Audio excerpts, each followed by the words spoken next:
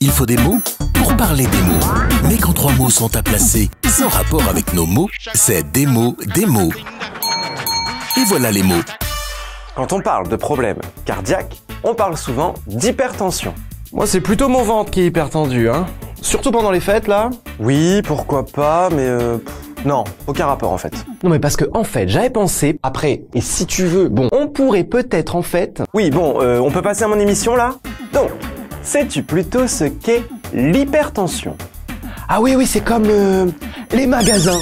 Il y a la supertension, l'hypertension... Perdu! L'hypertension artérielle se caractérise par une pression importante du sang dans les artères.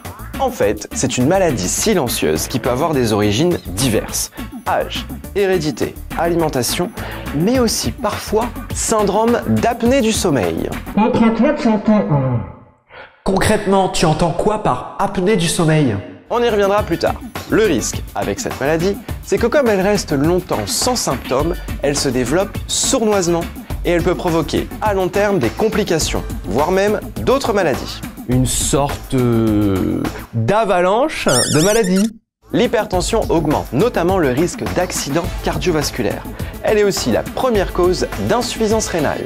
Préventivement, le seul moyen de savoir si vous souffrez d'hypertension est de mesurer votre tension chez votre médecin au moins une fois par an. Elle se mesure avec un tensiomètre.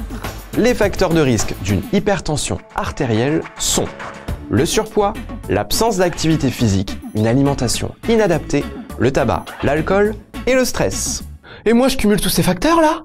Ah non, mais c'est la panique, là? Et si ça se trouve, je suis atteint? Mais que faire? Première étape, tu enfiles tes savates, tu vas voir ton médecin et tu lui en parles. Ce sera déjà un bon début. Cool, je fonce! Au fait, il existe des traitements qui permettent de diminuer efficacement la tension, hein.